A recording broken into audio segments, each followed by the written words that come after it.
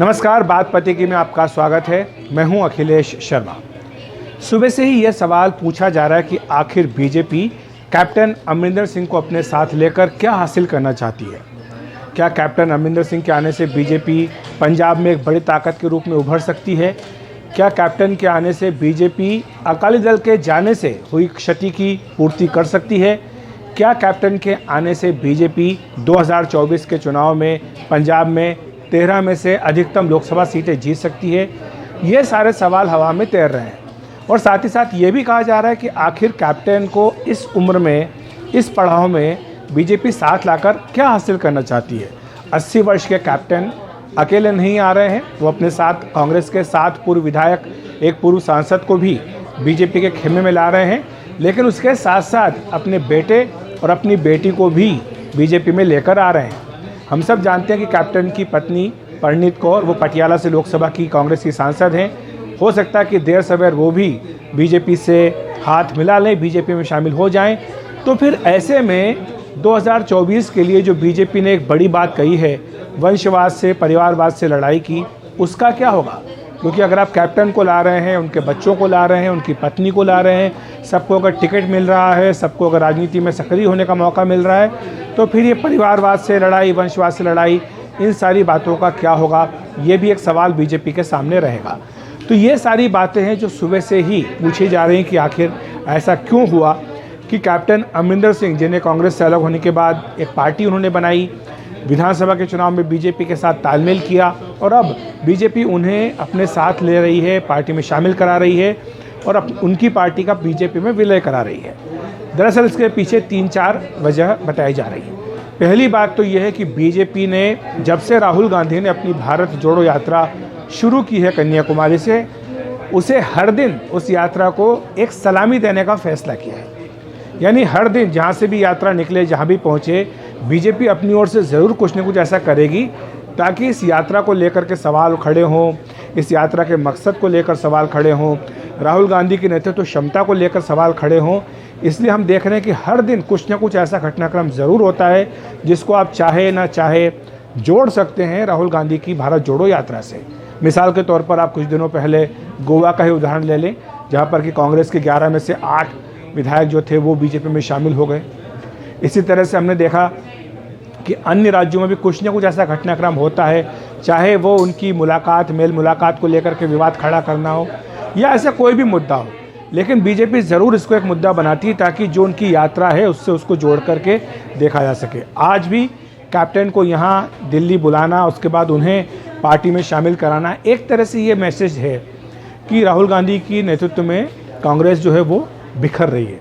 हालांकि कैप्टन बहुत पहले ही, विधानसभा चुनाव से पहले ही कांग्रेस छोड़ चुके थे, अलग पार्टी बना चुके थे, लेकिन इसके बावजूद भी एक संदेश जाता है कि जो कांग्रेस में कद्दावर नेता रहे हैं, जो इन्हें कांग्रेस पार्टी ने मुख्यमंत्री पद से नवाजा, ऐसे नेता अब बीजेपी में शामिल हो रहे हैं।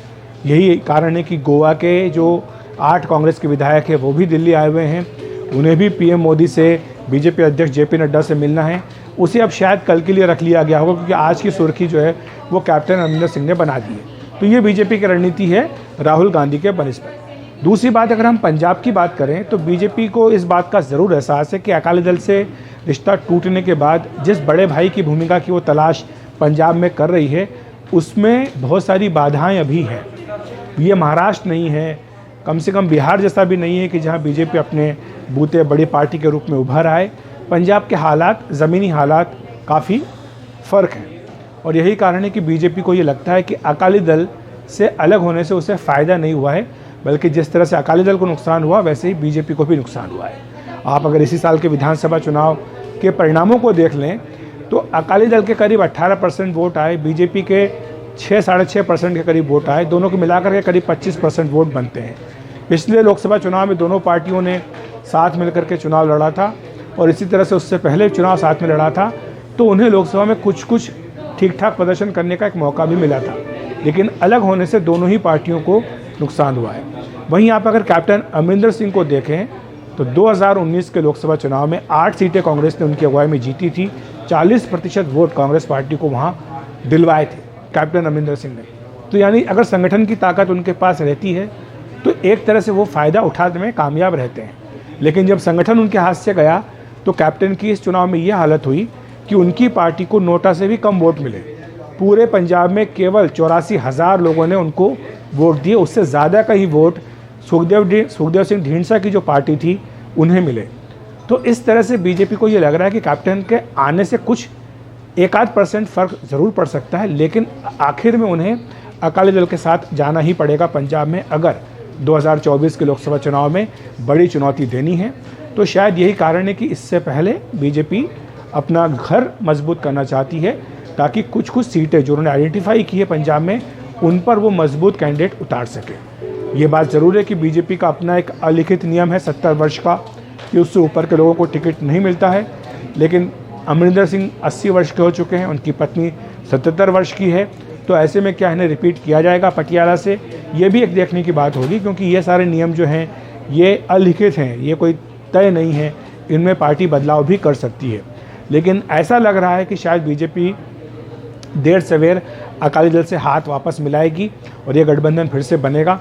और अगर ऐसा नहीं भी होता है तो कम से कम पार्टी ये चाहती है कि वो सीट दर सीट अपने समीकरण दुरुस्त करती जाए, ताकि 2024 के लिए कम से कम आज की जो उसकी सीटें हैं 2 सीटें, उनसे संख्या थोड़ी सी बढ़ाई जा सके, ताकि जो थोड़ा बहुत नुकसान अगर मान लो कहीं राज्य से होता भी है तो उसकी भरपाई पंजाब से हो सके। लेकिन आम आदमी पार्टी जो इस वक्त बेहद ताकतवर है, काफ़ी बड़े बहुमत के साथ पंजाब में जीत करके आई है, और अरविंद केजरीवाल की राष्ट्रीय महत्वाकांक्षाओं ने भी उस जीत के बाद उछाल मारा है। जाहिर सी बात है कि आम आदमी पार्टी भी पूरी कोशिश करेगी पंजाब में अपनी ताकत बढ़ाने की, और इसीलिए बीजेपी को लगता है कि जिस पंजाब में जहां उसकी अपनी कोई ज़्यादा ताकत नहीं है, वो केवल शहरों की पार्टी मानी जाती है, गांव में उसकी ताकत नहीं है, वहां पर गांव में कैप्टन अमरिंदर सिंह का संगठन, अकाली दल का संगठन और शहरों में बीजेपी का संगठन मिलकर के आम आदमी पार्टी के लिए एक बड़ी चुनौती दे सकते हैं।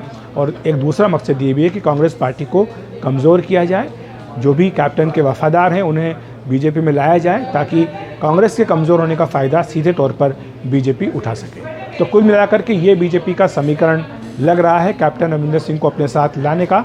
बाकी ये देखने की बात होगी कि कैप्टन की खुद अपनी क्या शर्तें हैं, क्या उनका स्वास्थ्य इस बात की अनुमति देता है कि वो सक्रिय रूप से राजनीति में रहकर बीजेपी की मदद कर पाएँ। ये सारी बातें हैं जो आने वाले वक्त में साफ हो पाएंगी। तो बात पति की में इतना ही। नमस्कार।